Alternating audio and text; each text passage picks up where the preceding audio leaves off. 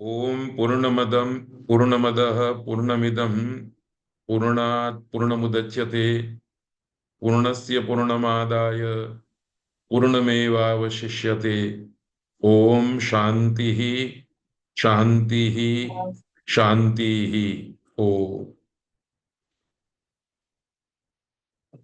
महर्षि पाणिनि की स्मृति में उनके ग्रंथ को पढ़ने पढ़ाने के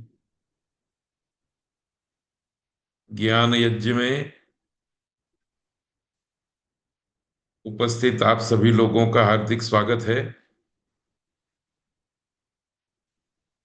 यह कार्यक्रम महर्षि वेद विज्ञान एकेडमी अहमदाबाद के द्वारा गुजराती भाषा तथा प्राच्य विद्या के सुप्रसिद्ध विद्वान स्वर्गीय प्रोफेसर भोगेलाल सांडेसरा की स्मृति में उनके परिवार के द्वारा प्रायोजित है। 84 घंटे के पाणिनि अष्टाध्यायी के अध्यापन सत्र में आज प्रथम चरण का अंतिम अर्थात 21वां व्याख्यान है। इस व्याख्यान को प्रारंभ करने से पहले 21 प्रत्यय जो प्रातिपदिक से जुड़ते हैं और 18 प्रत्यय जो धातु से जुड़ते हैं उनका हम पारायण कर लेते हैं। सु औजस हम औक्षस ताभ्याम भिस गेभ्याम भ्यस गसीभ्याम भ्यस गस ओस आम गी ओस सुप तिप्तस जी सिप्थस्थ मिपवस्मस त आताम ज था साथाम ध्वम इटवही महीं। ये मूलभूत प्रत्यय प्रत्येक छात्र को कंठस्थ रखने हैं। विगत 20वें पाठ में हमने इन सूत्रों का स्वाध्याय किया था। इसमें पहला सूत्र अधिकार सूत्र था, दूसरा परिभाषा सूत्र और बाकी सब संज्ञा सूत्र थे। नदी संज्ञा, घी संज्ञा, लघु संज्ञा, गुरु संज्ञा और अंग संज्ञा और पद संज्ञा, इतने सूत्रों को हमने पढ़ा था। आज 21 पाठ में यचिभम बहुषु बहुवचनम द्वैकयोर्द्विवचनैकवचने कारके ध्रुवम अपाये अपादानम कर्मणा यम अभिप्रैति स संप्रदानम साधकतमम करणम आधारोधिकरणम कर्तुरीप्सिततमम कर्म स्वतंत्रः कर्ता प्राग्रीस्वरान्निपातः चादयो सत्वे प्रादयः उपसर्गाः क्रियायोगे गतिश्च ते प्राग्धातोः छंदसी परेपि। और यदि अनुकूलता रही तो व्यवहिताश्च और कर्म प्रवचनीयाः। इतने बहुत से सूत्रों का गुच्छ पढ़ना है। सबसे पहले सूत्र है हमारे पास स्वादिषु असर्वनाम स्थाने। इसको ब्लैक इसलिए रखा है कि वैसे हम चाहते थे कि इसको न पढ़ा जाए, पर चूंकि इसके बाद वाले सूत्र पर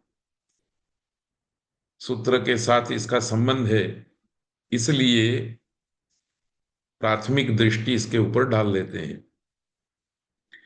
यह भी संज्ञा सूत्र है।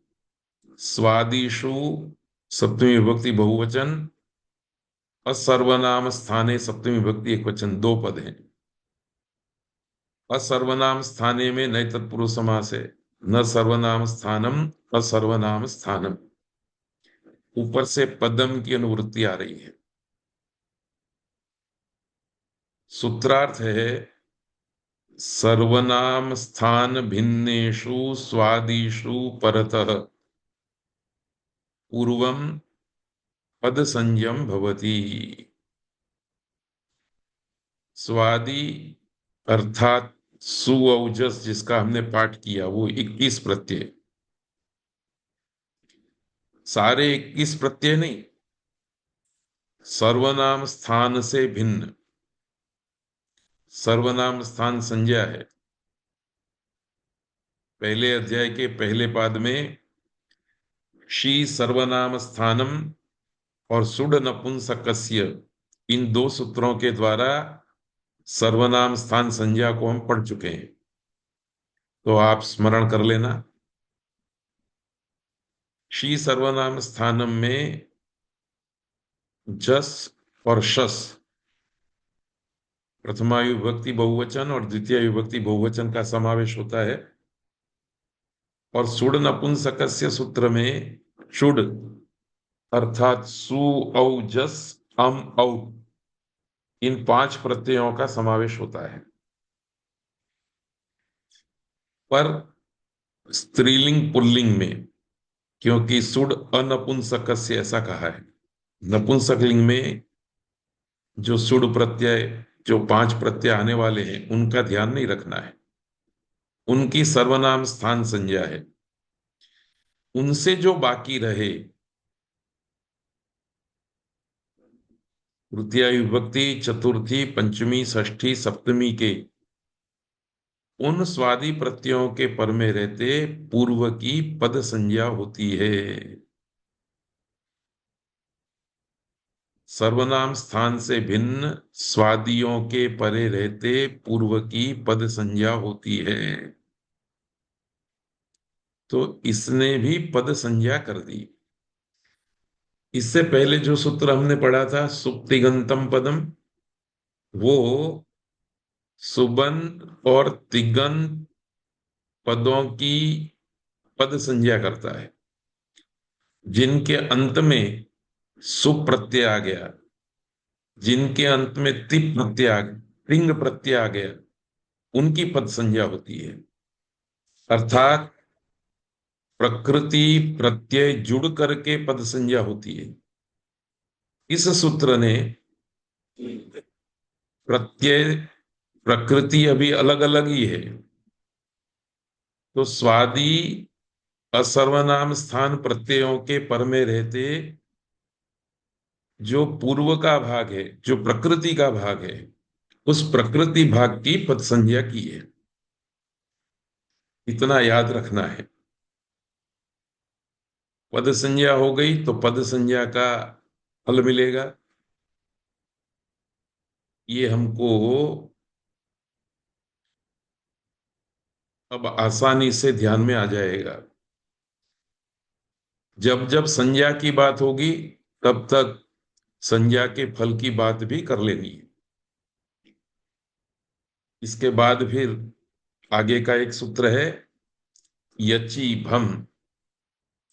यची सप्तमी विभक्ति, भम प्रथमा विभक्ति।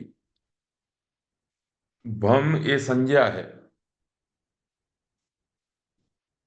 यची में एक य वर्ण है और दूसरा अच प्रत्याहार है, इसलिए दोनों को मिलकर के समाहार द्वंद्व किया गया। यच अच च यच तस्मिन यची, अर्थात य और अच, ऊपर से स्वादिषु सर्वनाम स्थानी की अनुवृत्ति आ रही है। इस सूत्र का अर्थ है सर्वनाम स्थान भिन्ने स्वादौ यकारादौ अजादौ च प्रत्यये परतः पूर्वम भ संज्ञम भवति। पूर्व की भ संज्ञा होती है। किसके परे रहने पर?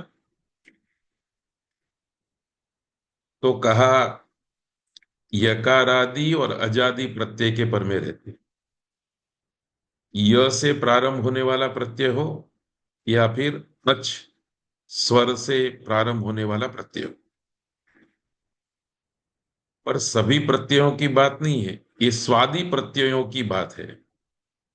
अर्थात सु, औ, जस इत्यादि 24 प्रत्ययों में, सॉरी, इत्यादि 21 प्रत्ययों में जो यकारादि प्रत्यय है और अजादि प्रत्यय हैं, उनके पर में रहते पूर्व की भ संज्ञा होती है। स्वादि प्रत्ययों की जब बात करेंगे हम, तो यह भी याद रखना है कि सभी 21 प्रत्यय अपेक्षित नहीं है, परंतु सर्वनाम स्थान भिन्न स्वादियों की अपेक्षा है। सर्वनाम स्थान संज्ञा है, उसकी चर्चा हमने भी थोड़ी देर पहले की थी। तो सूत्रकार फिर से एक बार बोल लेते हैं। सर्वनाम स्थान से भिन्न जो यकार आदि और अजादि स्वादियों के पर में रहते पूर्व की भ संज्ञा होती है। स्वादियों में सर्वनाम स्थान को छोड़ करके बाकी के प्रत्ययों को पर में रहते पूर्व सूत्र ने पद संज्ञा की। इसने कहा कि यकारादि प्रत्यय हो और अजादि प्रत्यय हो, दो प्रकार के प्रत्ययों में पद संज्ञा नहीं होती परंतु भ संज्ञा होती है। इसलिए यह सूत्र अपवाद सूत्र है। इस बात को हम याद रखेंगे। इसने भ संज्ञा की, पूर्व सूत्र ने पद संज्ञा की। एक संज्ञाधिकार चल रहा है, इसलिए एक बार में एक प्रत्यय की एक ही संज्ञा होगी। पद आचार्य संज्ञा जी ये होगी तो भ संज्ञा नहीं होगी, भ संज्ञा होगी तो पद संज्ञा नहीं होगी। एक ही संज्ञा करनी है। इस बात को भी आपको याद रखना है। याद रखना है कि पद संज्ञा होने पर पद संज्ञा का फल मिलेगा और भ संज्ञा होने पर भ संज्ञा का फल मिलेगा। अष्टाध्यायी में भस्य, ऐसा छठे अध्याय के चौथे पाद में एक अधिकार है। उस अधिकार के नीचे आने वाले सूत्रों के द्वारा जो विधि कहा गया है, वो विधि भ संज्ञा का फल है। और अष्टाध्यायी में पदस्य पदात्, ऐसे दो सूत्र हैं 8वें अध्याय के पहले पाद में।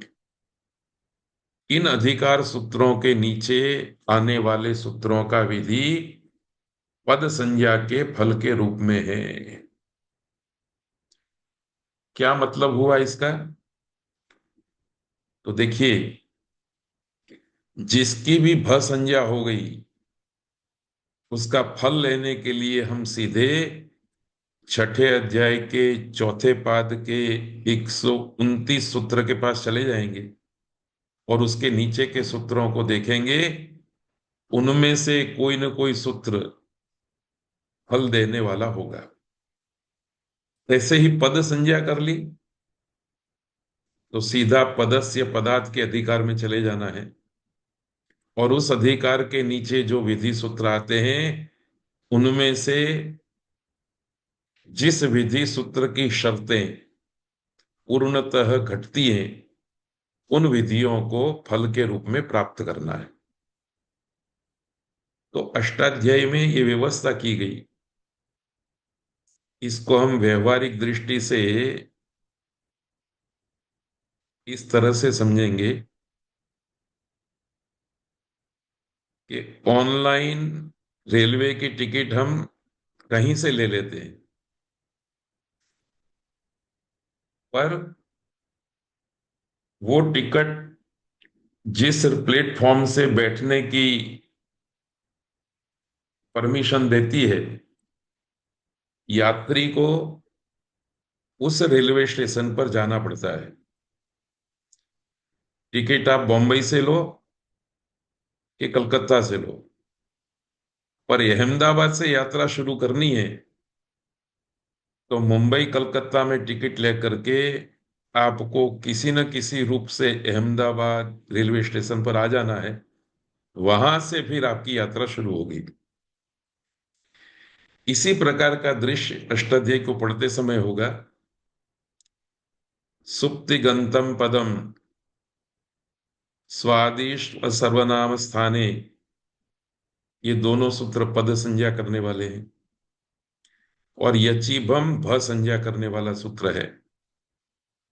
ये तीनों सूत्र, दो सूत्र पद संज्ञा और यचिभम भ संज्ञा कर देगा कि तुरंत हमको यात्रा करने के लिए, अर्थात पद संज्ञा का फल पाने के लिए 8वें अध्याय के पहले पाद में 16वें सूत्र के नीचे वाले सूत्रों पर चले जाना है।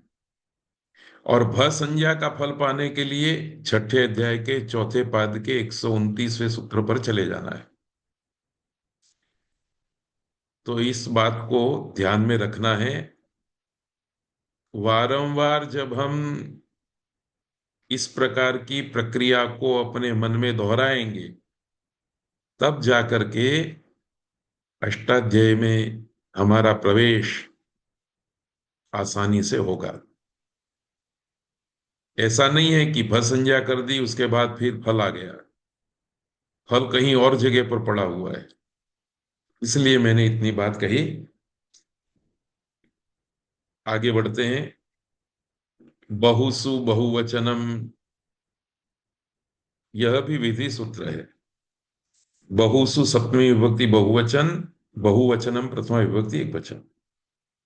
समास नहीं है, अनुवृत्ति नहीं है, सीधा सूत्र का अर्थ है बहुत्वे विवक्षिते बहुवचनम भवति। बहुत्व की कहने की इच्छा हो तो वहां बहुवचन होता है, अर्थात बहुवचन संज्ञक प्रत्यय होते हैं। बहुवचन ये संज्ञा है। किसकी संज्ञा है? प्रत्यय की। कौन कौन से प्रत्यय की बहुवचन संज्ञा है? इसका उत्तर पाने के लिए आपको अगले वर्ग तक प्रतीक्षा करनी पड़ेगी।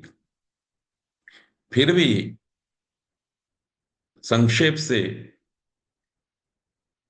वर्ग के प्रारंभ में जिन 21 प्रत्ययों का हमने पाठ किया, जिन 18 प्रत्ययों का पाठ किया, उनमें से ही कुछ प्रत्यय बहुवचन संज्ञा वाले हैं। इतना याद रखना है। अब एक प्रश्न और होता है कि विवक्षा कौन करेगा? तो विवक्षा तो वक्ता कहेगा, शास्त्र इसमें कुछ भी नहीं करेगा। वक्ता ने बहुत्व की विवक्षा कर ली तो ये सूत्र आकर के विधि करेगा कि अब आपको बहुवचन के प्रत्यय करने हैं, बस। तो ये विवक्षाधीन विधि है। ऐसे ही दूसरा सूत्र है इसके साथ, द्वय कयोर द्विवचनैक वचने। द्वये कयोः, द्वे कयोः, ये सप्तमी द्विवचन का पद है। द्विवचनैक वचने प्रथमा विभक्ति द्विवचन का पद है। द्वौ च एकश्च द्व्येकौ, तयोः द्वे कयोः, इतरेतर द्वंद्व समास है। द्विवचनम च एक वचनम च द्विवचनैक वचने, इतरेतर द्वंद्व समास। अनुवृत्ति किसी की नहीं है। सूत्र का अर्थ है द्वित्वे विवक्षिते द्विवचनम, एकत्वे च विवक्षिते एक वचनम भवति। ये द्विवचन और एक वचन भी प्रत्ययों की संज्ञा है। इसलिए भले हमने द्विवचनम भवति, एक वचनम भवति ऐसा कहा, पर इसका आशय हम ये समझेंगे कि द्विवचन संज्ञक प्रत्यय होते हैं, एक वचन संज्ञक प्रत्यय होते हैं। कब होते हैं? तो द्वित्व की विवक्षा होगी तो द्विवचन के प्रत्यय होंगे, और एकत्व की विवक्षा होगी तो एक वचन के प्रत्यय होंगे। फिर से मैं आपको याद करा दूं कि विवक्षा कौन करेगा? वक्ता करेगा। वक्ता को यह स्वतंत्रता दी गई है कि वो विवक्षा कर ले। बहुत्व की विवक्षा करेगा तो वक्ता की विवक्षा के अनुसार बहुसु बहुवचनम सूत्र उपस्थित हो जाएगा। और वक्ता यदि दो को कहने की इच्छा करेगा या एक को कहने की इच्छा करेगा तो द्वे कयोर द्विवचनैक वचने यह सूत्र उपस्थित हो जाएगा। और विधि करेगा कि द्वित्व की विवक्षा है तो द्विवचन के प्रत्यय कर लीजिए, और एकत्व की विवक्षा है तो एक वचन के प्रत्यय कर लीजिए।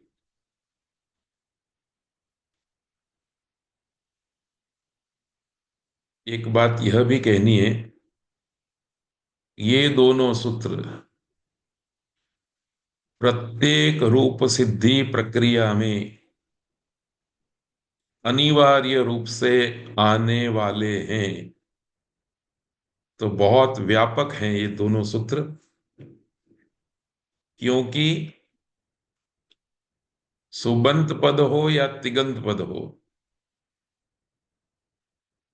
दोनों प्रकार के पद वचन की दृष्टि से तीन प्रकार के संभवित हैं। एक वचन वाले, द्विवचन वाले और बहुवचन वाले।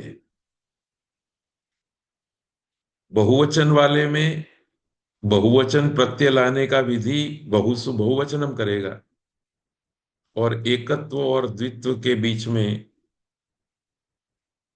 एक वचन और द्विवचन के प्रत्यय को लाने का विधि यह सूत्र करेगा।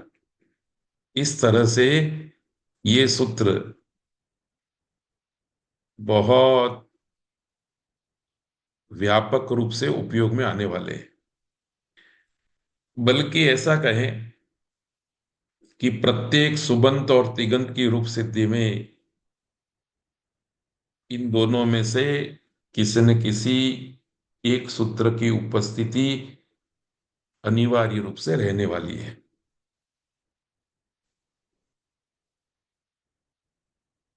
व्यवहारिक जीवन में भी कुछ इतने घनिष्ठ मित्र होते हैं कि परिवार का छोटा कार्यक्रम हो कि बड़ा कार्यक्रम हो, उनकी अनिवार्य उपस्थिति रहती है। ऐसे ही ये दोनों सूत्र हैं। ऐसे कई सूत्र हैं। उन सूत्रों के आने पर फिर मैं इस व्यवहारिक दृष्टांत को याद करा करके कहूंगा। अंत में फिर से एक बार कहना है कि बहुसु बहुवचनम और द्वे कयोर द्विवचनैक वचने, ये दोनों सूत्र प्रत्येक रूप सिद्धि की प्रक्रिया में उपस्थित रहेंगे, अपना विधि करेंगे। इसलिए उदाहरण नहीं देखते हैं, सीधे हम आगे बढ़ जाते हैं। देखिए, एक वचन की विवक्षा हुई तो वेद शब्द में वेदः रूप बना, प्रथमा विभक्ति में। द्विवचन की विवक्षा हुई तो वेदौ, बहुवचन की विवक्षा हुई तो वेदा, सुबंत पद में ये स्थिति रहे। इसी तरह से द्वितीया तृतीया चतुर्थी पंचमी षष्ठी सप्तमी में एक वचन द्विवचन बहुवचन के प्रत्यय होते रहेंगे। तिगंत पदों में अस्ति स्तः संति, एक वचन की विवक्षा हुई तो अस्ति क्रियापद, द्विवचन की विवक्षा हुई तो स्तः, बहुवचन की विवक्षा हुई तो संति। ये भी दसों लकारों में चलेगा, तीनों पुरुषों में चलेगा। एक वचन द्विवचन बहुवचन सुबंत पदों में सातों विभक्तियों में चलेंगे, और एक वचन द्विवचन बहुवचन तीनों प्रकार के प्रत्यय अन्य पुरुष, मध्यम पुरुष, उत्तम पुरुष, अन्य पुरुष, मध्यम पुरुष, उत्तम पुरुष, इन 6 जगह पर चलेंगे। एक सीधी गिनती करनी है तो याद रखना है कि सुबंत में एक वचन के 7 प्रत्यय हैं और तिगंत में एक वचन के 6 प्रत्यय हैं, 13 की संख्या। इसी तरह से यहां भी सुबंत में द्विवचन के 7 प्रत्यय हैं, तिगंत में द्विवचन के 6 प्रत्यय हैं, यहां भी 13 की संख्या हुई। बहुवचन में भी सुबंत पदों में 7 की संख्या और तिगंतों में 6 की संख्या कुल मिलाकर के 13 की संख्या बनती है। तो एक वचन प्रत्यय कितने हैं, इस प्रश्न का ऑब्जेक्टिव उत्तर है 13। द्विवचन प्रत्यय कितने हैं, उत्तर है 13। बहुवचन प्रत्यय कितने हैं, उत्तर है 13। यदि कोई ये पूछता है कि सुबंत में एक वचन प्रत्यय कितने हैं, तो 7, और तिगंत में एक वचन प्रत्यय कितने हैं, तो 6। तो ये संख्या की श्रृंखला भी हमारे हमारी दृष्टि में स्पष्ट हो जानी चाहिए। कल के व्याख्यान में एक वचन, द्विवचन, बहुवचन संज्ञा करने वाले सूत्र को पढ़ेंगे और फिर से इस बात को पुनरावृत्त करेंगे। इतनी चर्चा के साथ अब हम आगे बढ़ते हैं। कार के, यह अधिकार सूत्र है। कार के सप्तमी विभक्ति एक वचन है, न कोई समास है न कोई अनुवृत्ति है। अधिकार सूत्र है, इसलिए इतना ही अर्थ करेंगे कि कारक का अधिकार होता है। कहां तक होता है, तो तत्प्रयोजको हेतुश्च, इस सूत्र तक रहेगा। कारक के 23 क्रमांक का सूत्र है। 24 से लेकर के 55 तक के सूत्रों में कारक के इस पद की उपस्थिति रहेगी। बस इतना याद रखना है। एक बात और याद रखनी है कि कारक शब्द के 2 संभवित अर्थ है। एक अर्थ है करने वाला, करोति इति कारकम, करने वाले को कारक कहते हैं, ये एक बात है। दूसरी बात, कारक शब्द क्रिया का बोधक भी है। तो कारक, इस शब्द के 2 अर्थ हुए, करने वाला कर्ता एक अर्थ, और कारक का दूसरा अर्थ है की जाने वाली क्रिया। इनमें कैसे फर्क है, कैसे इन दोनों अर्थ को प्रकाशित किया गया, ये सब शास्त्रार्थ की बात है। पर आपको प्राथमिक स्तर पर मात्र एक बात याद रखनी है, और यह बात है कि कारक एक संज्ञा है। कारक किसी का नाम है, और यह जो कारक संज्ञा है वह सामान्य संज्ञा है। इस सामान्य संज्ञा के अधिकार सूत्र के नीचे अपादान आदि विशेष संज्ञाओं का विधान किया गया है। तो कारक ये सामान्य संज्ञा है, और इस कारक के सूत्र के नीचे आने वाले सूत्रों के द्वारा जो संज्ञाएं की जा रही हैं वो संज्ञाएं विशेष संज्ञाएं हैं। इसलिए व्यवहारिक प्रयोग में हम अपादान कारक, संप्रदान कारक, अधिकरण कारक, इस प्रकार से 2 शब्दों का प्रयोग करते हैं। यह बात इसलिए भी याद रखनी है कि जिसकी कारक संज्ञा है वही अपादान संज्ञक बनेगा। जिसकी अपादान संज्ञा है उसका कारक होना भी जरूरी है। तो इस कारण कारक और अपादान इन दोनों संज्ञाओं के बीच में एक संज्ञाधिकार का कोई प्रभाव नहीं रहेगा। एक संज्ञाधिकार एक पदार्थ की एक समय में अपादान कारक, संप्रदान कारक, करण कारक, इस प्रकार से छह कारकों में से किसी एक कारक के रूप में विवक्षा अपेक्षित रहती है। खैर, ये सारी बातें आगे आगे मैं बताता रहूंगा।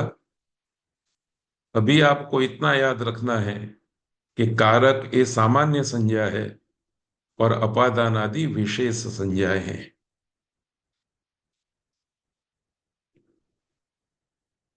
अब यहां से विशेष संज्ञाएं शुरू हुई। ध्रुवम अपाये अपादानम। ध्रुवम प्रथमा विभक्ति एकवचन, अपाये सप्तमी विभक्ति एकवचन, अपादानम प्रथमा विभक्ति एकवचन। समास नहीं है, अनुवृत्ति ऊपर से कारके की आ रही है, अधिकार है कारके का। तो सूत्रार्थ हम पाणिनि के पदों को क्रम से रख करके इस प्रकार से बता सकते हैं। अपाये कारके ध्रुवम अपादानम भवति। अपाये और कारके में सप्तमी इसलिए साथ में रख दिए, ध्रुवम और अपादानम में प्रथमा इसलिए साथ में रख दिए। भवति क्रियापद हमने अपनी ओर से रख दिया। अपाये कारके ध्रुवम अपादानम भवति, ये पाणिनि के द्वारा उच्चरित संस्कृत भाषा का वाक्य है, जो थोड़ा टेढ़ा मेढ़ा है। उसको सरल करने के लिए हम दोबारा सूत्रार्थ करते हैं, उसमें कुछ शब्दों को अपनी ओर से डालते हैं।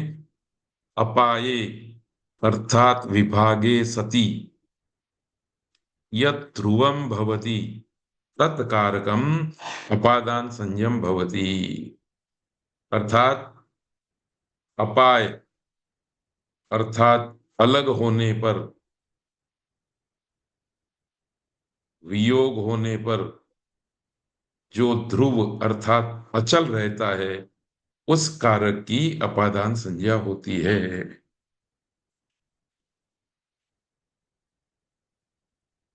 तो ध्रुव की अपादान संज्ञा होती है। अपादान ये संज्ञा है, ध्रुव ये संज्ञी है। ये ध्रुव कैसा होना चाहिए? तो कारक होना चाहिए, ये एक बात है। और कब ध्रुव ऐसा कारक अपादान बनेगा? तो कहा अपाय के होने पर। इसलिए अपाये कारके ऐसा भी हम कह सकते हैं, और ध्रुवम कारकम अपादान संयम भवति ऐसा भी हम कह सकते हैं। तो कारक के शब्द का दो तरह से विनियोग किया जाता है। अपाये कारके ध्रुवम कारकम अपादान संयम भवति। अपाय क्रिया के संदर्भ में जो ध्रुव कारक है, उसकी अपादान संज्ञा होती है। तो ये थोड़ी गहरी बात थी, फिर भी दोनों शक्यताओं को आपके ध्यान में रखने के लिए इस सूत्र पर यह बात कही है। आगे इस बात को नहीं दोहराएंगे। उदाहरण है, वृक्षात पत्रम पतति, पर्वताद अवरोहति इत्यादि प्रयोगों में अपाय क्रिया है। गिरना अपाय क्रिया है, कहीं से अलग होना होता है। आगच्छति आता है, कहीं से अलग होता है। अवरोहति उतरता है, कहीं से अलग होता है। इसलिए अलग होने रूपी क्रिया को अपाय क्रिया कहते हैं। इस अपाय क्रिया में जो ध्रुव है, वृक्ष, ग्राम और पर्वत, उसकी अपादान संज्ञा होती है। अपादान संज्ञा होने से उसके फल के रूप में अपादाने पंचमी सूत्र से पंचमी विभक्ति के प्रत्यय होते हैं। पंचमी विभक्ति के प्रत्यय हैं गसी भ्याम भ्यस। इसमें से गसी एक वचन है, भ्याम द्विवचन है, भ्यस बहुवचन है। बहु बहुत्व की विवक्षा में भ्यस होगा, एकत्व की विवक्षा में घसी, द्वित्व की विवक्षा में भ्याम होगा। इसी पैटर्न पर हमको और आगे के 5 सूत्र पढ़ने हैं। तो मुझे लगता है कि एकदम सरलता हो जाएगी। इतनी बात कारक के संदर्भ में आपके दिमाग में स्थिर हो गई तो आगे की थोड़ी गहरी बात कहने में मुझे भी सरलता रहेगी और आपको समझने में भी सरलता रहेगी। और आगामी व्याख्यान के बाद आपकी आंखों के सामने समग्र भाषा में जितने भी वाक्य प्रयुक्त होते हैं उन सारे वाक्यों की एक अद्भुत बात, वाक्यों के संरचना की एक अद्भुत बात सूर्य के समान प्रत्यक्ष हो जाएगी। तो बस 2 दिन की राह देखनी है। एक अद्भुत बात हम अष्टाध्यायी के सूत्रों के माध्यम से पढ़ेंगे। खैर, इस स्लाइड में जिस प्रकार प्रतिपादन किया गया है ऐसा ही प्रतिपादन हम आगे भी देखेंगे। कर्मणा यम अभिप्रैति स संप्रदानम, यह भी संज्ञा सूत्र है। कर्मणा तृतीय एक वचन, यम द्वितीय एक वचन, अभिप्रैति तिगंत क्रियापद है। सह प्रथमा विभक्ति एक वचन, संप्रदानम प्रथमा विभक्ति एक वचन। किसी भी पद में समास नहीं है, अनुवृत्ति के रूप में कारक का अधिकार आ रहा है। कर्मणा में तृतीय विभक्ति रखी गई है। यह तृतीय विभक्ति करण कारक में होती है। इस कारण से सूत्रार्थ करते समय ये शब्द हमने अपनी ओर से डाला, करण अर्थात साधन भूतेन कर्मणा यस्य अभिप्रायम साधयति यम अभिप्रैति। यम की जगह पर षष्ठी विभक्ति का यस्य रूप प्रयोग किया है, क्योंकि अभिप्रैति तिगंत पद की जगह पर हमने अभिप्राय एक कृदंत शब्द का प्रयोग किया है। फिर से मैं इस बात को दोहराता हूं, जब तिगंत क्रियापद का प्रयोग किया गया है तो द्वितीय विभक्ति का प्रयोग है यम। पर इसी अर्थ को कहने के लिए जब हम अभिप्रैति तिगंत पद की जगह पर अभिप्रायम साधयति इस प्रकार से अभिप्राय शब्द का प्रयोग करेंगे तो यह अभिप्राय शब्द कृदंत पद कहा जाता है पाणिनि व्याकरण की दृष्टि से। इस कृदंत पद के कारण यम जो कर्म था उसमें षष्ठी विभक्ति हो गई, तो यस्य अभिप्रायम, तो ये चेंज, यम की जगह पर यस्य का प्रयोग, अभिप्रैति की जगह पर अभिप्रायम साधयति का प्रयोग वाक्यांतर है। एक रूप से कही हुई बात को ही दूसरे रूप से कहने में आई है।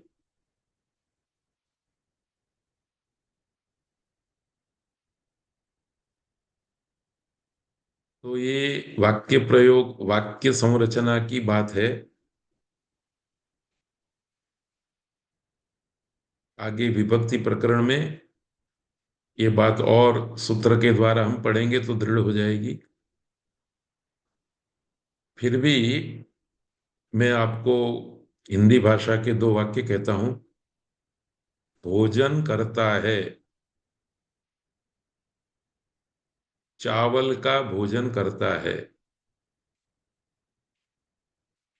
भोजन करता है के लिए हमने खाता है ऐसा क्रियापद प्रयोग किया।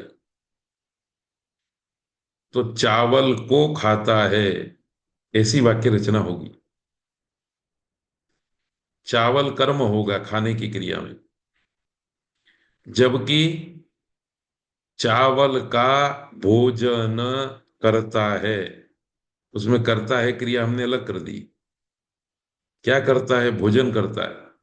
भोजन ये शब्द कृदंत शब्द है। इसके कारण जिसका भोजन किया जा रहा है उस कर्म को षष्ठी विभक्ति में रखा जाता है। ओदनस्य भोजनम करोति, ओदनम खादति। इस प्रकार से संस्कृत वाक्य की रचना तिगंत पद होने पर कर्म द्वितीय विभक्ति में, कृदंत होने पर कर्म षष्ठी विभक्ति में, इस व्यवस्था से चलता है। इसके लिए सूत्र आने वाले हैं, इसलिए वो सूत्र आएंगे तो फिर से इस सूत्र का भी मैं आपको स्मरण करा दूंगा। तो साधन भूत कर्म के द्वारा जिसको चाहा जाता है, जिसके प्रति अभिप्राय सिद्ध किया जाता है, उस कारक की संप्रदान संज्ञा होती है। तो हिंदी में भी अर्थ किया ये, करण अर्थात साधनभूत कर्म के द्वारा जो अभिप्रेत हो, जिसको लक्षित किया जाता हो, उस कारक की संप्रदान संज्ञा होती है। उदाहरण है उपाध्यायाय गाम ददाति। ददाति क्रिया का कर्ता राजा है अथवा शिष्य है, कोई भी है, यजमान है। तो यजमान अपनी देने की क्रिया को सिद्ध करने के लिए गाय को साधन बना रहा है। गाय दे करके ददाती क्रिया को सिद्ध कर रहा है। और इस गाय को जो साधन बनाया वो किसके अभिप्राय से बनाया? तो उपाध्याय के अभिप्राय से बनाया। तो राजा गाय के द्वारा उपाध्याय को लक्षित करके देने की क्रिया कर रहा है। इस भाव को अभिव्यक्त करने के लिए उपाध्यायाय गाम ददाति, उपाध्याय में चतुर्थी विभक्ति संप्रदान संज्ञा होती है। ऐसे ही माणवकाय भिक्षाम ददाति। इस प्रकार के वाक्यों में अमुक वस्तु को साधन बनाकर जिसको अभिप्रेत किया जाता है, जिसके साथ संबंध बनाया जाता है, जिसको लक्षित किया जाता है, उस कारक की संप्रदान संज्ञा होती है। संप्रदान संज्ञा होने से उसके फल के रूप में चतुर्थी संप्रदाने सूत्र से चतुर्थी विभक्ति के प्रत्यय होते हैं। चतुर्थी विभक्ति के प्रत्यय हैं गे भ्याम भ्यस, एक वचन द्विवचन बहुवचन में। तो ये भी पूर्ववत है, अपादान के संदर्भ में जैसे विचारा था वैसे ही है। तीसरा सूत्र है साधक तमम करणम। यह भी संज्ञा सूत्र है। दो पद है साधक तमम करणम। समास किसी भी पद में नहीं है। अनुवृत्ति अधिकार के रूप में कारक के पद आ रहा है। क्रियायाः सिद्धौ यत् साधक तमम तत्कारकम करण संज्ञकम भवति। क्रिया की सिद्धि में कारके का अर्थ क्रिया सिद्धि लिया। क्रिया सिद्धि में जो वस्तु साधकतम होती है उस कारक भूत वस्तु की करण संज्ञा होती है। क्रिया की सिद्धि में जो सबसे अधिक सहायक होता है उस कारक की करण संज्ञा होती है। क्या मतलब है इसका? तो देखिए, जैसे हवन करने के लिए मैं काष्ठ फाड़ता हूं। तो काष्ठ को फाड़ने के लिए हाथ भी साधन है, उंगलियां भी साधन है, मेरा शरीर भी साधन है, सूर्य का प्रकाश भी साधन है, छुरा या कुहाड़ी भी साधन है, बहुत सारे साधन है। पर इन अनेक साधनों में से मुझे वक्ता के रूप में किसी एक को साधकतम मानना है, बनाना है। मैं यदि हाथ को साधकतम कहने की विवक्षा कर लूंगा तो हस्ते न, हाथ में, हाथ की करण संज्ञा हो जाएगी, और करण संज्ञा के कारण तृतीय विभक्ति होगी। मैं यदि कुहाड़ी को साधकतम मान लूंगा, कहने की इच्छा करूंगा, विवक्षा करूंगा, तो कुहाड़ी करण संज्ञा होगी, और करण संज्ञा के कारण तृतीय विभक्ति होगी। इसी तरह से करण कारक का व्यवहार चलता है। सिद्धांत कौमुदी में साधकतम का स्वरूप क्या होता है, इसको बताने के लिए कहा गया है कि जिसके व्यापार के बाद तुरंत क्रिया सिद्ध होती है वो साधकतम है। मतलब हाथ से लकड़ी फाड़ता हूं, जब मैं ऐसा बोलूंगा तब मेरा अभिप्राय यह है कि जैसे ही हाथ ने अपना व्यापार शुरू किया कि फाड़ने की क्रिया सिद्ध हो गई। कुहाड़ी से मैं काष्ठ फाड़ता हूं, ऐसा वाक्य यदि जब मैं बोलूंगा तो मेरा अभिप्राय रहेगा कि कुहाड़ी ने अपना व्यापार शुरू किया और काष्ठ को फाड़ने की क्रिया सिद्ध हो गई। अब आप समझ सकते हैं कि हाथ का व्यापार अलग तरीके से होता है और कुहाड़ी का व्यापार अलग तरीके से होता है। हाथ का व्यापार ऊपर से नीचे तक आकर के कुहाड़ी को धक्का देने तक होता है, और कुहाड़ी का व्यापार लकड़ी के अंदर घुस करके लकड़ी के दो टुकड़े करने के रूप में होता है। तो सार ये है कि वक्ता को खुद नक्की करना है कि किस साधन के व्यापार के होते ही क्रिया सिद्ध हो गई, उसी साधन को साधकतम मानना है, और उस साधकतम की करण संज्ञा होगी। ये बात है। जैसे दात्रेण लुनाति, परशुना छिन्नति, इसमें वक्ता के द्वारा दात्र और परशु को साधकतम के रूप में विवक्षित रखा गया है। अतः इन दोनों की करण संज्ञा हो गई। करण संज्ञा होने से करण संज्ञा के फल के रूप में कर्तृकर्णयोस् तृतीया, इस सूत्र से तृतीय विभक्ति के प्रत्यय होते हैं। तृतीय विभक्ति के प्रत्यय कौन कौन से हैं? टाभ्याम भिस, एक वचन, द्विवचन, बहुवचन। एकत्व की विवक्षा होगी तो टा प्रत्यय होगा, द्वित्व की विवक्षा होगी तो भ्याम, बहुत्व की विवक्षा होगी तो भिस। ये भी पूर्ववती ही है। आधारो अधिकरणम, यह भी संज्ञा सूत्र है। आधार प्रथमा विभक्ति एक वचन, अधिकरणम प्रथमा विभक्ति एक वचन। समास नहीं है, कारके का अधिकार आ रहा है। सूत्र का अर्थ है कारके आधार अधिकरण संज्ञकम भवति। ये पाणिनि के पदों का प्रयोग करके बनाया हुआ वाक्य है, अन्वय करके बनाया हुआ वाक्य है। पर इस वाक्य में अर्थ स्पष्ट नहीं होता, इसलिए थोड़ा खोल करके वृत्तिकारों को कहना पड़ा। कर्तृकर्मणो हो क्रियाश्रय भूतयो हो धारण क्रियां प्रति यह आधार तत्कारकम अधिकरण संज्ञकम भवति।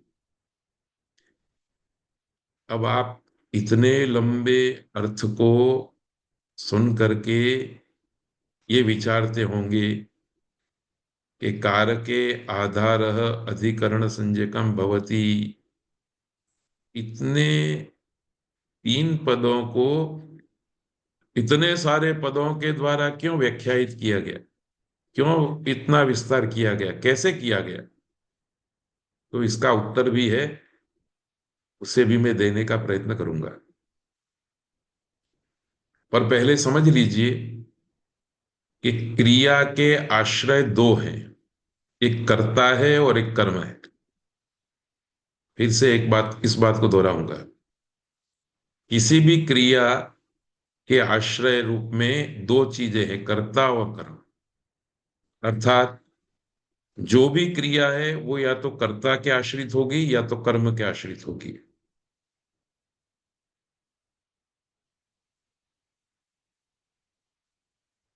एक क्रिया कर्ता के आश्रित भी हो सकती है और कर्म के आश्रित भी हो सकती है। ये हुई एक बात। अब क्रिया के आश्रय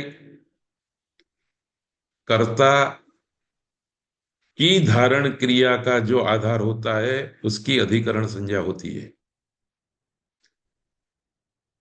फिर से, क्रिया का एक आश्रय कर्ता, उस कर्ता की धारण क्रिया का जो आश्रय होता है उसकी अधिकरण संज्ञा होती है। एक प्रकार के प्रयोग ऐसे मिलेंगे। दूसरे प्रकार के वाक्यों में क्रिया के कर्म की धारण क्रिया का जो आश्रय है, जो आधार है, उसकी अधिकरण संज्ञा होती है। अर्थात अधिकरण दो प्रकार के हैं। एक अधिकरण क्रिया के कर्ता को अपने आश्रय में रखता है, अपने अंदर धारण करके रखता है। और दूसरा अधिकरण क्रिया के कर्म को अपने अंदर धारण करके रखता है। उदाहरण के रूप में कटे आस्ते, थाल्याम पचती, इन दोनों वाक्यों में आस्ते क्रिया है और दूसरी क्रिया है पचती। आस्ते क्रिया का कर्ता है देवदत्त। वो देवदत्त कट के आश्रय से बैठा हुआ है। देवदत्त रूपी कर्ता का आश्रय कट है, इसलिए कट की अधिकरण संज्ञा होगी। दूसरा वाक्य है देवदत्त स्थाल्याम ओदनम पचति। यहां देवदत्त करता है, ओदनम कर्म है, पचति क्रिया है। पचति क्रिया का जो कर्म ओदन है, वह ओदन थाली के आश्रय से है, वह ओदन थाली के अंदर है, इसलिए स्थाली अधिकरण बन गया और उसमें सप्तमी विभक्ति आ गई। तो जितने भी अधिकरण हैं वो, उनमें से एक प्रकार का अधिकरण कर्ता का आधार होगा और दूसरा अधिकरण जो है वो कर्म का आधार होगा। तो ये दो बात याद रखनी है आपको। अधिकरण संज्ञा का फल है सप्तम्य अधिकरणे च, अधिकरण कारक में सप्तमी विभक्ति होती है। सप्तमी विभक्ति के प्रत्यय हैं गी और सुप। वो भी एक वचन, द्विवचन, बहुवचन के रूप में तीन प्रकार के हैं। इसके आगे कर्तुरीप्सिततमं कर्म, यह भी संज्ञा सूत्र है। कर्तुः षष्ठी विभक्ति एक वचन, ईप्सिततमं प्रथमा विभक्ति एक वचन, कर्म प्रथमा विभक्ति एक वचन।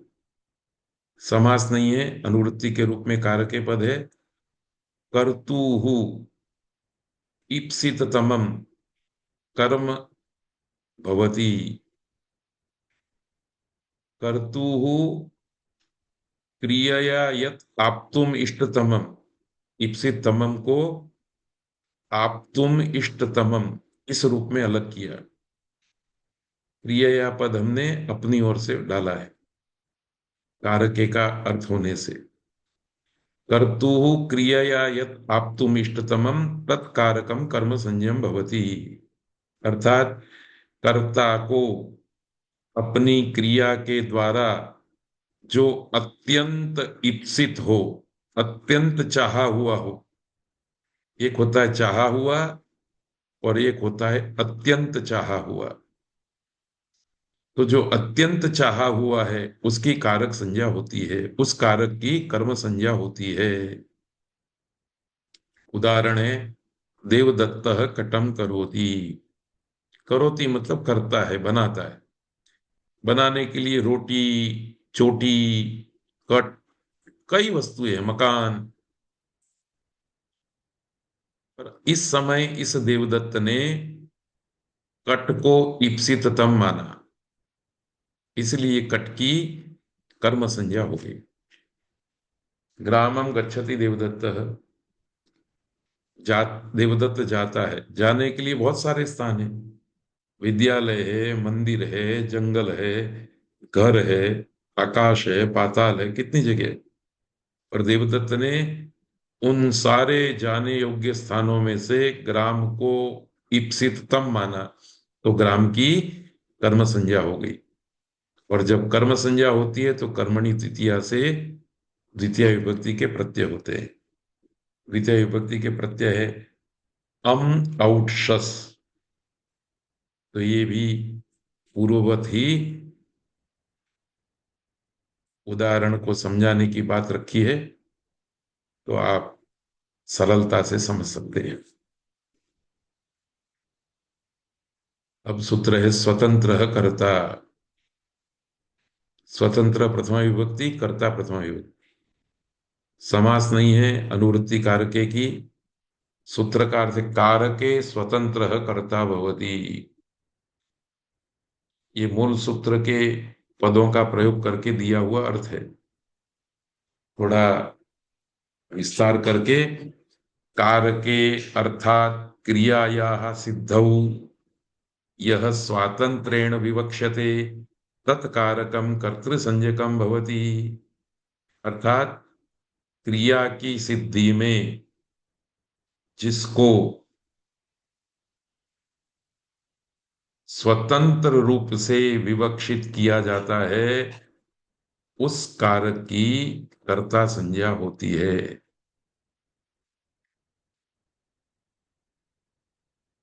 तो क्रिया की सिद्धि में जिस किसी को भी हम स्वतंत्र रूप में कहने की इच्छा करेंगे, उसकी कर्ता संज्ञा हो जाएगी।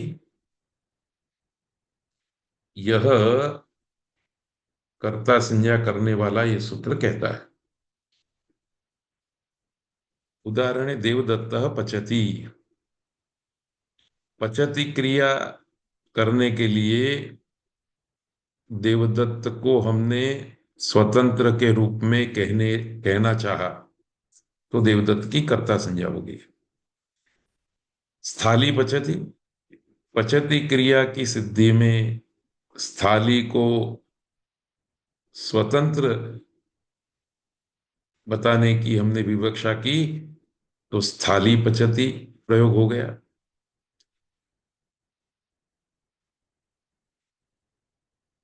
यहां दोनों वाक्यों में देवदत्त तथा स्थाली पचति क्रिया के संदर्भ में स्वतंत्र रूप से विवक्षित हैं, अतः दोनों की कर्ता संज्ञा होती है।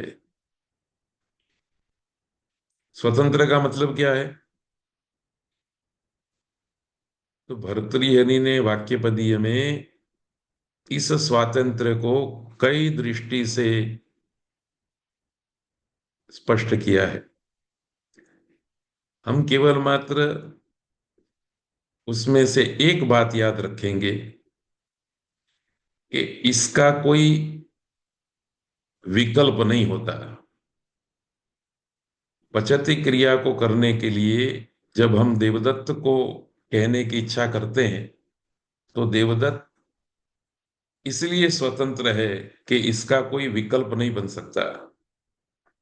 ऐसे ही स्थाली पचती में पचती क्रिया की सिद्धि करने के लिए स्थाली को जब हम स्वतंत्र कहते हैं, तो इसका मतलब यह है कि स्थाली का कोई पर्याय, कोई विकल्प हम नहीं देना चाहते, इसका कोई प्रतिनिधि हम नहीं स्वीकार करना चाहते। तो बहुत सारी ऐसी सूक्ष्म बातें हैं। अभी तो आप इतना याद रखिए कि स्वतंत्र के रूप में आप जिसको कहना चाहेंगे उसकी कर्ता संज्ञा हो जाएगी। अब एक बात यह है कि कर्ता संज्ञा के फल के रूप में कर्तृकरणयो तृतीया, कर्ता और करण में तृतीया विभक्ति होती है। इस सूत्र से तृतीया विभक्ति होनी चाहिए थी, पर न हो करके प्रातिपदिकार्थ लिंग परिमाण वचन मात्रे प्रथमा, इस सूत्र से प्रथमा विभक्ति होती है। तो रूप बनता है, वाक्य प्रयोग बनता है, देवदत्तः पचति, थाली पचति। प्रथमा विभक्ति के प्रत्यय है सु औ जस। ध्यान रखना है कि देवदत्तः पचति जैसे वाक्यों में देवदत्त क्रिया के संदर्भ में, पचति क्रिया के संदर्भ में स्वतंत्र रूप से विवक्षित है, अतः उसकी कर्ता संज्ञा होती है। परंतु कर्ता संज्ञा होने पर भी कर्ता संज्ञा का जो फल तृतीया विभक्ति है वह यहां नहीं मिलता। ऐसा क्यों होता है, इस प्रश्न का उत्तर आगे दिया जाएगा। फिर भी संक्षिप्त उत्तर इस प्रकार से है कि ऊपर जिन सूत्रों से हमने जिस जिस कारक की संज्ञा के फल के रूप में द्वितीया, तृतीया, चतुर्थी, पंचमी, सप्तमी विभक्ति का निर्देश किया है, उन सारे सूत्रों में अनभिहिते अर्थात अनुक्त होने पर ऐसी एक शर्त लागू होती है। तो यहां पर कर्ता उक्त है, अनुक्त नहीं है, इसलिए तृतीया विभक्ति नहीं होती, प्रथमा विभक्ति होती है। अब मैं समझता हूं कि एक बार कहने से ये बात आपकी समझ में नहीं आएगी,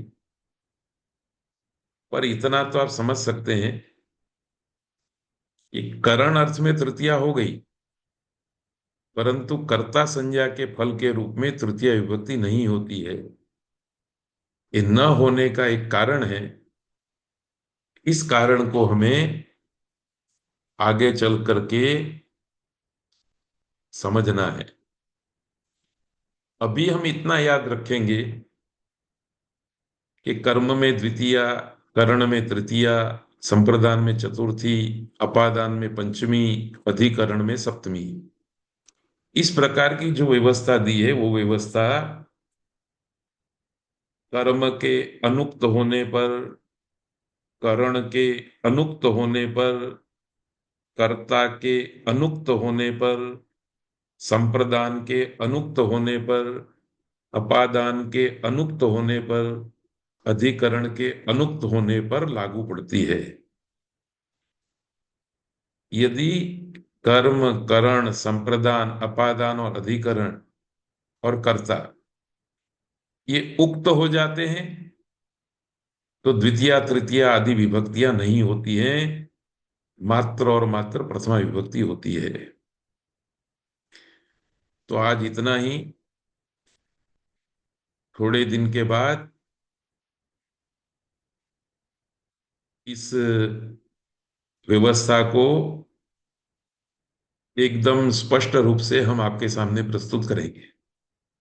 आज ज्यादा नहीं कहना है।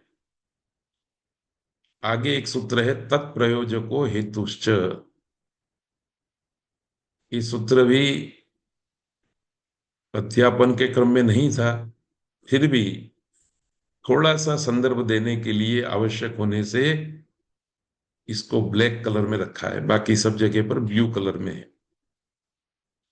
तत्प्रयोजक हेतु च, तस्य प्रयोजक तत्प्रयोजक, षष्ठी तत्पुरुष समास। ऊपर से कर्ता और कारके की निवृत्ति आ रही है। तस्य अर्थात स्वतंत्रस्य, प्रयोजकः अर्थात प्रेरकः, तत्कारकम हेतु संज्ञम भवति, चकारात सूत्र में च कहा है, उसके कारण कर्तृ संज्ञम च, कर्तृ संज्ञा भी होती है। अर्थात स्वतंत्र का जो प्रयोजक है अर्थात प्रेरक है, उस कारक की भी कर्ता संज्ञा होती है और हेतु संज्ञा भी होती है। दो संज्ञा एक ही सूत्र से कही गई, कारक संज्ञा भी, ओ सॉरी, हेतु संज्ञा भी और कर्ता संज्ञा भी।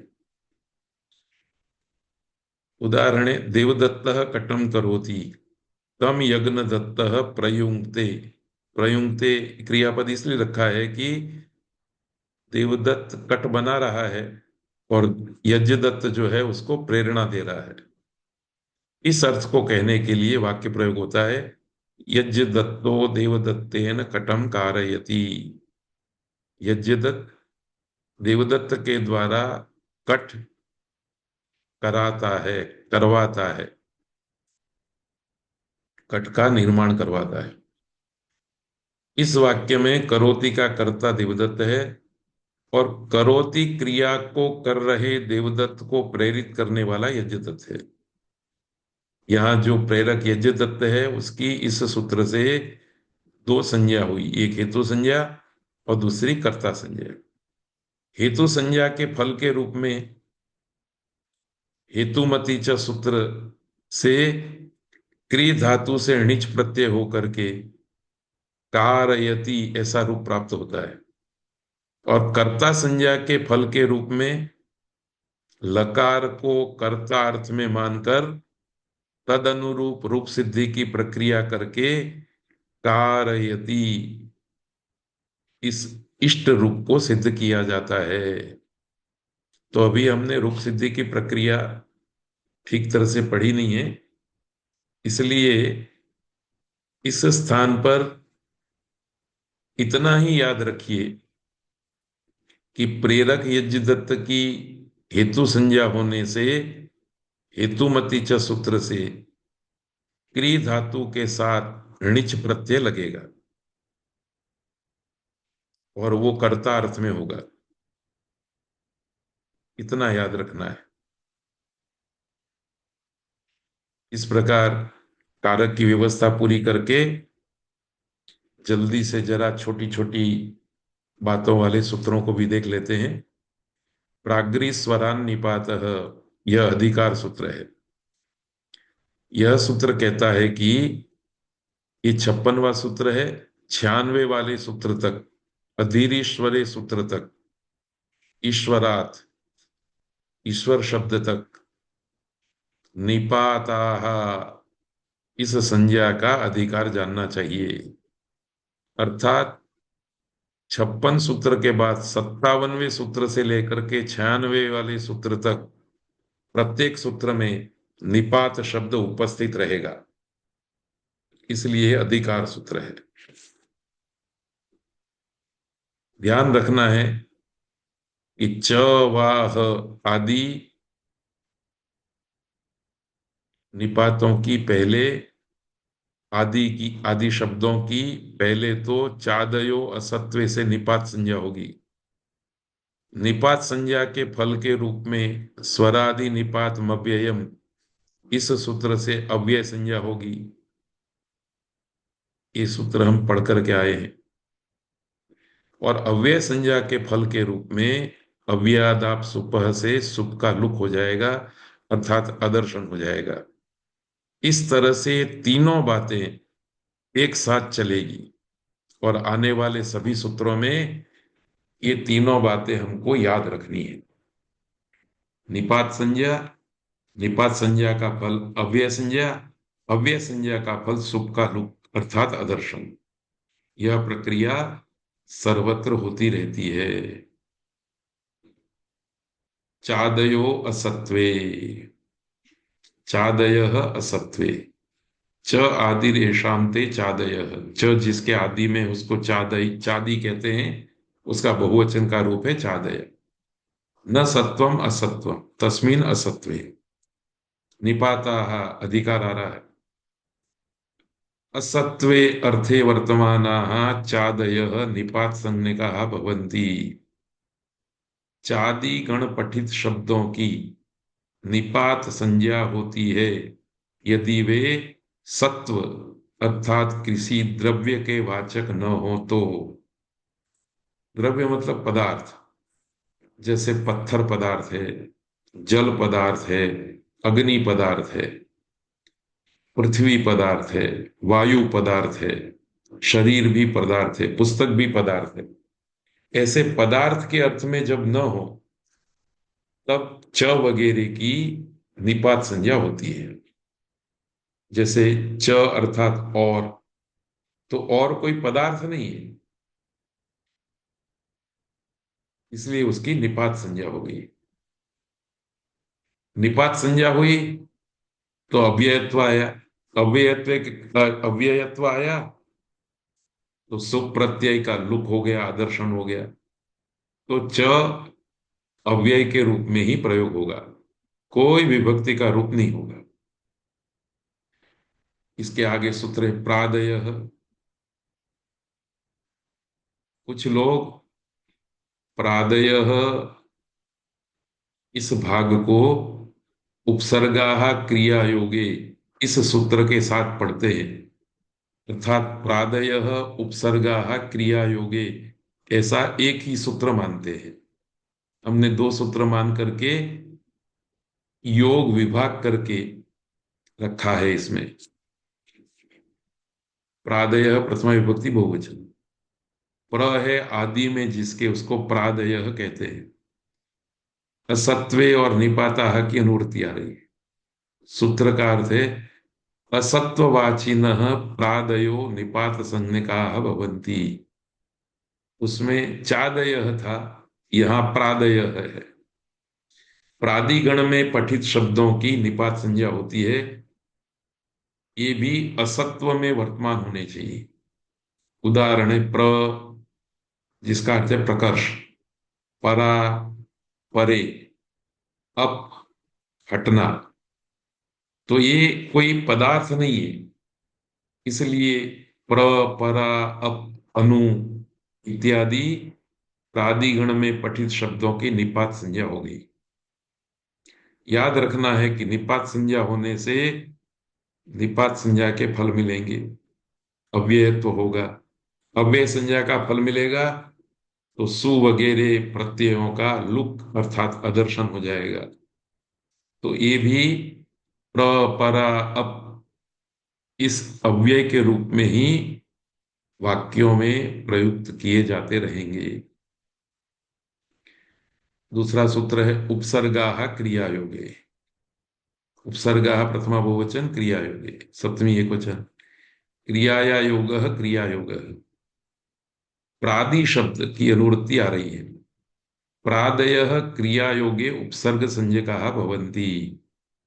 प्रादिगण में पठित शब्दों की क्रिया के साथ योग होने पर, क्रिया के साथ प्रयोग होने पर उपसर्जन संज्ञा होती है। क्रिया के साथ जुड़ जाएंगे तो उपसर्ग संज्ञा, और क्रिया के साथ नहीं जुड़ेंगे, सत्व अर्थ में वाक्य में प्रयोग में आते रहेंगे, तो वो निपात कहे जाएंगे। प्रणयति, नयति क्रिया के साथ प्र का प्रयोग हुआ तो प्र उपसर्ग संज्ञक हो गया। उपसर्ग संज्ञक होगा तो उपसर्ग संज्ञा का फल मिलेगा, और निपात संज्ञक होगा तो निपात संज्ञा का फल मिलेगा। इतनी ही बात याद रखनी है। उपसर्ग संज्ञा का फल उपसर्गात् असमासे पीणोपदेशस्य, इस सूत्र से प्रणयति ऐसा मूल प्रयोग था, पर न के न को न हो गया, ये उपसर्ग संज्ञा का फल है। परिणयति, परि की उपसर्ग संज्ञा हो गई, उपसर्ग संज्ञा के फल के रूप में नयति के न को ण हो गया, ये उपसर्ग संज्ञा का फल है। और भी बहुत सारे फल हैं, वो समय पर देखेंगे। गतिश्च, एक सूत्र और आ गया। गति ही प्रथमा विभक्ति एकवचन च अव्ययपद, गति ही भी संज्ञा है। प्रादयः क्रिया योगे दोनों पदों की अनुवृत्ति आ रही है। प्रादि, प्रादयः क्रिया योगे गति संज्ञकाश्च भवन्ति। प्रादियों की क्रिया के योग होने पर गति संज्ञा भी होती है, अर्थात गति संज्ञा भी होती है और उपसर्ग संज्ञा भी होती है। गति संज्ञा हुई तो गति संज्ञा का फल मिलेगा, उपसर्ग संज्ञा हुई तो उपसर्ग संज्ञा मिलेगी। तो प्रादियों की निपात संज्ञा भी है, उपसर्ग संज्ञा भी है और गति संज्ञा भी है। ये तीनों संज्ञाएं, ये बात याद रखनी है। फिर इनका प्रयोग कहाँ होता है उसके बारे में छोटे छोटे दो तीन सूत्र हैं। त्रे प्राग धातो हो, ते अर्थात गति उपसर्ग संज्ञका धातो हो प्राक प्रयोक्तव्या, जिसकी गति और उपसर्ग संज्ञा हुई है ऐसे प्रादियों का धातु से पहले प्रयोग होता है, धातु के बाद में नहीं। जैसे प्रणयति, तो प्र की उपसर्ग संज्ञा है, तो नयति इस नी धातु से पहले प्रयोग में आएगा। प्रभवती, भवती भू धातु है, प्र उपसर्ग है, उसका प्रयोग भवती से पहले होगा, तो प्रभवती। तो ये तो सब प्रसिद्ध बातें हैं, आप लोग जानते हैं। यह व्यवस्था पाणिनि ने किन सूत्रों से किस रूप में की, बस इतना ही हमको ध्यान रखना है। छंदसी परे भी, ये भी इसी प्रसंग का सूत्र है। छंदसी अर्थात वेद में गति और उपसर्ग संज्ञका धातो परे अपि भवन्ति। अपि शब्दात प्राक्च, छंद में अर्थात वेद में गति संज्ञक और उपसर्जन संज्ञक जो प्र वगैरह हैं वो धातु से परे भी प्रयोग होते हैं और धातु से पूर्व भी प्रयोग में आते हैं। वेद में दो प्रकार की व्यवस्था है, पूर्व में भी आएंगे और पर में भी आएंगे। जैसे याति क्रियापद है, नी उपसर्ग है, याति नी हस्तिना, छंद में इस प्रकार का प्रयोग मिलेगा। लोक में हम जो प्रशिष्ट संस्कृत पढ़ते हैं उसमें याति क्रिया के साथ नी इस उपसर्ग का प्रयोग आदि में होगा, पूर्व में, तो क्रियापद बनेगा नियाति हस्तिना। तो ये छंद की बात है। एक और बात कही इसी प्रसंग में, व्यवहिताश्च, ये जो गति और उपसर्ग संज्ञक शब्द हैं वो छंद में व्यवहित अर्थात एक दो पद के व्यवधान में भी दिखाई देते हैं। बीच में कोई पद आ जाता है उसके बाद भी दिखाई देते हैं, आगे भी और पीछे भी। तो देखिए, आनो भद्राः क्रतवो यन्तु, आ उपसर्ग है, यंतु क्रियापद है।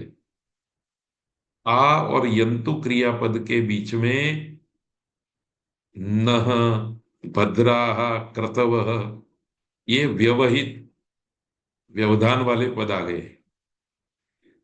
तो ये वेद की भाषा का वर्णन है कि वेद के अंदर आयंतु, ऐसा यंतु क्रिया के साथ आ इस उपसर्ग का सह प्रयोग नहीं होता। आ का प्रयोग पहले हो गया, फिर बीच में नो पद आ गया, फिर भद्रा पद आ गया, फिर क्रतवो पद आ गया, फिर यंतु क्रियापद आ गया।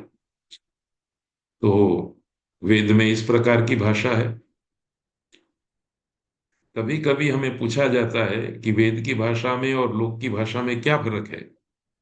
तो सबसे सरल दोनों भाषाओं के भेद को बताने के लिए इन सूत्रों का स्मरण करना जरूरी है कि लौकिक संस्कृत के अंदर उपसर्ग धातु से पहले ही आएगा, जैसे प्रभवती, प्रहरती, अनुगच्छति, आगच्छति वगैरह वगैरह।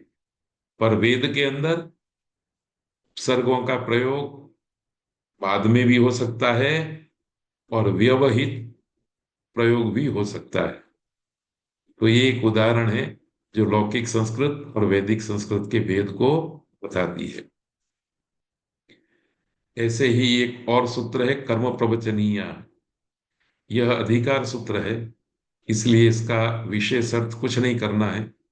इतना याद रखना है कि 1 4 83 के नीचे जितने भी सूत्र हैं, विभाषा कृ तक 97 तक, 83 से लेकर के 97 तक जितने भी सूत्र हैं, उन सूत्रों से कर्म प्रवचनीय संज्ञा का विधान किया गया है। कर्म प्रवचनीय संज्ञा होगी तो कर्म प्रवचनीय संज्ञा का फल भी मिलेगा। तो कर्म प्रवचनीय संज्ञा किसकी होती है, इसकी चर्चा आज नहीं करनी, पर इतना ही आपको बताना है कि कर्म प्रवचनीय संज्ञा का संदर्भ आए तो आपको कर्म प्रवचनीय पहले अध्याय के चौथे पाद के 83वें सूत्र के नीचे 97वें सूत्र तक के सूत्र समूह में दृष्टि करनी है। तो बस इतनी थोड़ी लंबी बात करके आज का यह वर्क पूरा करते हैं। परसों 22वें व्याख्यान के लिए फिर आपका दर्शन होगा इन्हीं शब्दों के साथ। कोई सूचना होगी तो मैं व्हाट्सएप ग्रुप में रखूंगा। सबको प्रणाम करते हुए विराम लेते हैं। धन्यवाद।